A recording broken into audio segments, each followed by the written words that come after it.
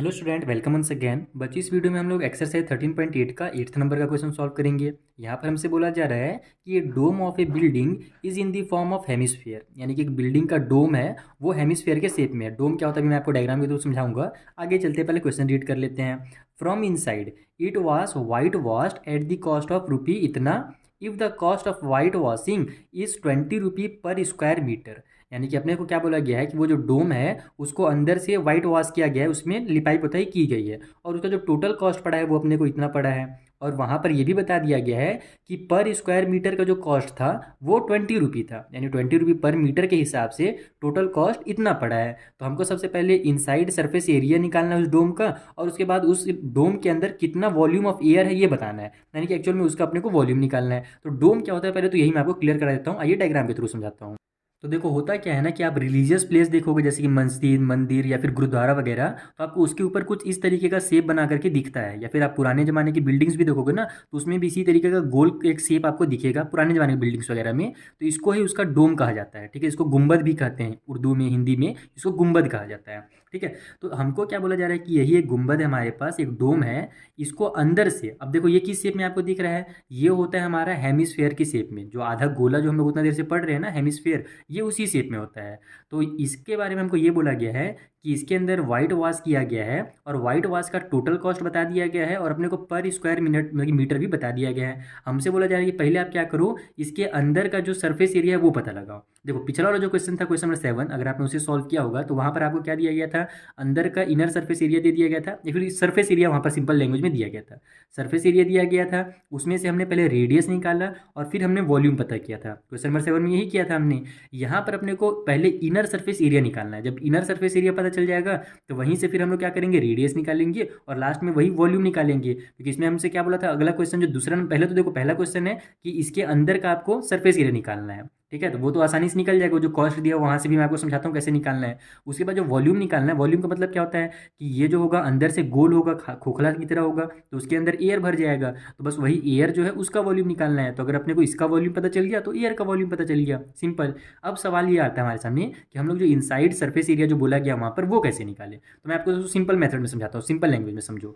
कि मान लो कि अगर हमारे पास 2 रुपये पर मीटर के हिसाब से रहता, 2 रुपये पर मीटर है ना, 1 मीटर का अगर अपने को बोला जाता कि 2 रुपये है, तो आपको 5 मीटर को करने में कितना रुपये लगता, ये जानने के लिए हम लोग क्या करेंगे, 2 रुपये का 1 मीटर हो रहा है तो 5 मीटर के लिए हम लोग सिंपली 2 का 5 से मल्टीप्लाई कर देंगे, 2 × 5 कर देंगे, तो 2×5 जा जाएगा 10 हमारे पास। लेकिन यहाँ पर अपने को उसका एरिया नहीं बता रहा कि अपने को कितना मीटर एरिया में यहाँ पर पेंटिंग हुआ है, वाइट वॉशिंग हुआ है। अपने को टोटल रुपी बता दिया गया है और उसका कॉस्ट बता दिया गया है, यानी ये 2 दे दिया गया है और ये 10 दे दिया गया है।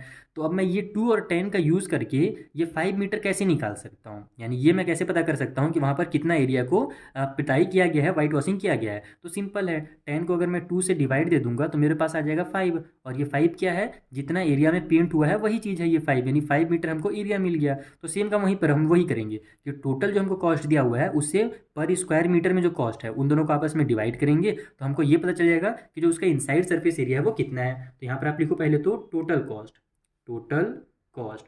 टोटल कॉस्ट हमको बोला गया था कितना रुपया था, डेसिमल में कुछ दिया हुआ था ना, हाँ, ₹4989.60, ये हमको टोटल कॉस्ट दिया हुआ है। और वहाँ पर जो हमारा कॉस्ट जो पर स्क्वायर मीटर में दिया हुआ है वो कितना है, तो यहाँ पर सिंपल लिखो आप कॉस्ट इक्वल टू ₹20 पर स्क्वायर मीटर, यानी कि स्क्वायर मीटर को आप ऐसे भी लिख सकते हो या मीटर के स्क्वायर भी कर सकते हो। मैं स्क्वायर मीटर इस तरीके से लिख देता हूँ, यानी टोटल कॉस्ट है इतना और यहाँ पर जो हमको एक्चुअल में कॉस्ट बताया गया है पर स्क्वायर मीटर का वो बताया गया है 20 रुपी। अब अपने को क्या करना है, यहाँ से अंदर का निकालना है कर्व सरफेस एरिया। ये बोला था हमको क्वेश्चन नंबर 8 में कि इनसाइड सरफेस एरिया बताइए डोम का कितना है, तो हम लोग यही अंदर का जो कर्व सरफेस एरिया फॉर्मूला जो हमारा रहता है ना वही हमको यहाँ पर निकालना है। तो सिंपल पहले तो आप इस तरीके से लिखोगे, जो क्वेश्चन में दिया गया वर्ड वो यूज़ करोगे पहले आप। तो यहाँ पर लिखो इनसाइड सरफेस, शॉर्टकट में एस कर देता हूँ मैं, एरिया। ठीक है, inside surface area of dome, ऐसे कर दो इसको कैपिटल में इस तरीके से, ऑफ डोम।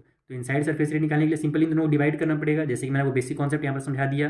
तो 4989.60 डिवाइड बाई में हो जाएगा आपका 20, और ये अब हम लोग सरफेस एरिया निकाल रहे हैं तो ये हमारा क्या निकल जाएगा, मीटर के स्क्वायर में निकल जाएगा, क्योंकि हमारा जो सरफेस एरिया होता है मीटर के स्क्वायर में रहता है, स्क्वायर मीटर में दिया भी हुआ है हमको यूनिट। तो जब आप इन दोनों को डिवाइड करोगे तो जो आपका आंसर निकलेगा, फाइनल आंसर इन दोनों डिवाइड करने के बाद निकलेगा आपका 249, एक सेकेंड, 0.48 मीटर का स्क्वायर। इतना आपको इसका एरिया पता चल गया, यानी कि जो इसके अंदर का जो हमारे पास ये था ना एरिया जिसमें वाइट वॉशिंग किया गया है उसका एरिया इतना है। यानी कि अपने को अब क्या पता चल गया, एक तरह से इस डोम का कर्व सरफेस एरिया मिल गया, यानी इस हेमिस्फीयर का अपने को कर्व सरफेस एरिया पता चल गया।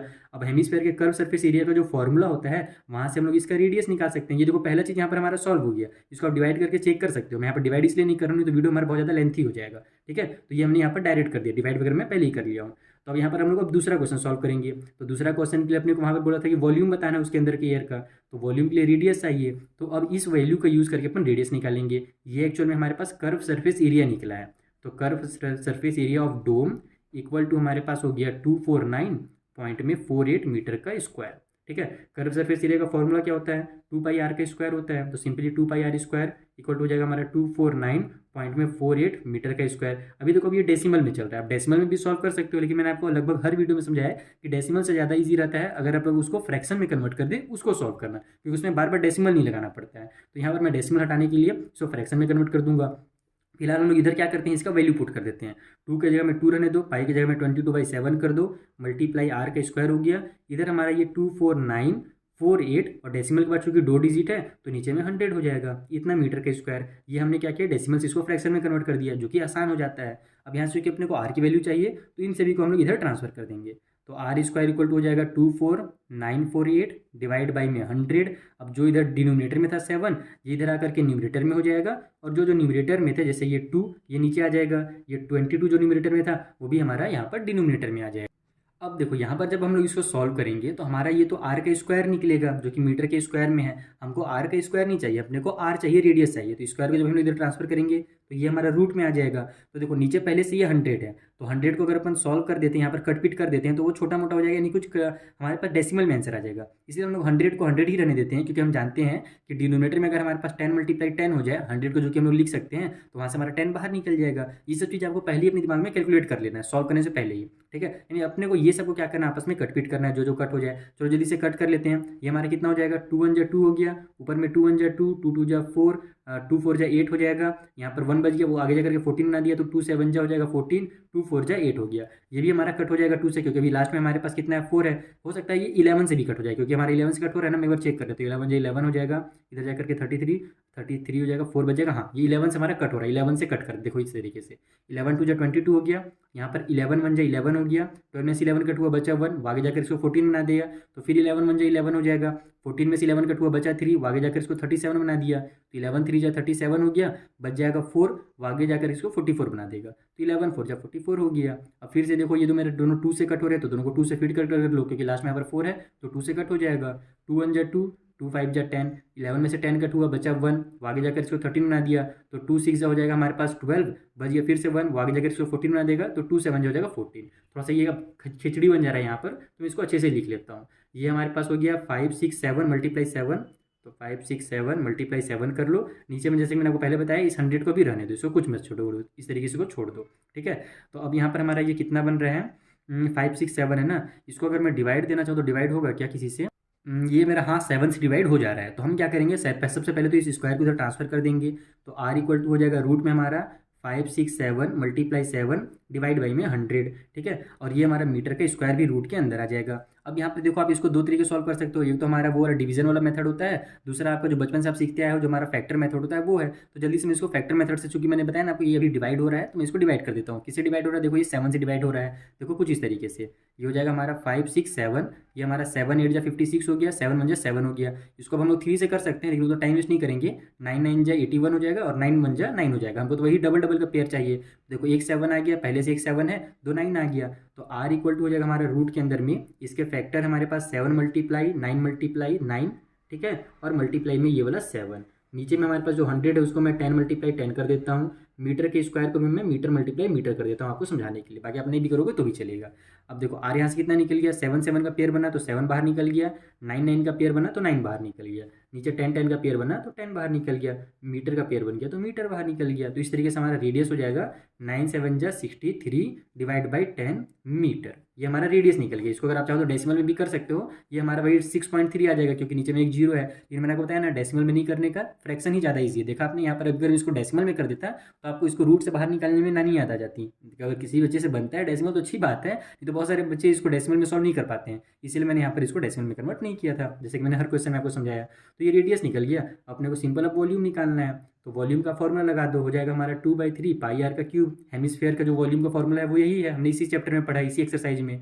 तो ये हमारा बन जाएगा यहाँ से 2/3 पाई की जगह में 22/7 आ जाएगा, आर का क्यूब है तो ये हो जाएगा 63/10 मल्टीप्लाई 63/10 और मल्टीप्लाई में 63/10। ये 3 बार आर का हो गया हमारा मल्टीप्लाई, तीनों मीटर में है तो हमारा जो आंसर है वो मीटर का क्यूब में आ जाएगा। तो अब यहाँ पर जो जो कट हो रहा है उसको कट कर लो। जैसे ये 7 1 जा 7, 7 9 जा हमारा 63 हो जा रहा है, 3 1 जा 3, 3 3 जा 9 हो जा रहा है। नीचे में हमारा अगर 10 10 10 है, देखो हम लोग इसको कट कर सकते हैं, लेकिन कट नहीं करेंगे क्योंकि हम लोग जानते हैं नीचे में अगर जीरो है तो केवल डेसिमल लगाना पड़ता है, तो उससे और काम आसान हो जाता है। तो सिंपली हम लोग केवल मल्टीप्लाई करेंगे, डिवाइड का काम आप छोड़ देंगे। तो जब आप 2 का मल्टीप्लाई 22 से, 3 से, 63 से और 63 से, जब ये इन चारों पाँचों का जब मल्टीप्लाई आप करोगे तो आपका लास्ट में आंसर निकल के आ जाएगा 523908। ठीक है, डिनोमिनेटर में हमारा 10 10 10 का मल्टीप्लाई होगा तो 1000 आ जाएगा, 3 जीरो बढ़ जाएंगे क्योंकि एक एक जीरो तीनों में है।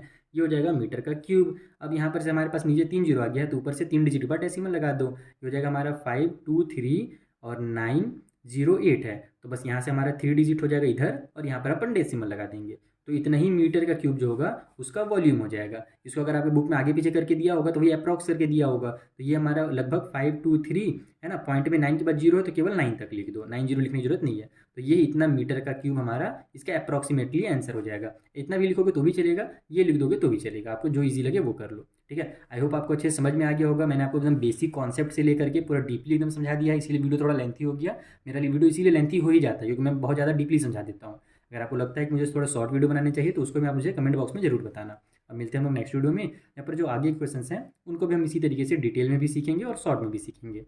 Thank you for watching.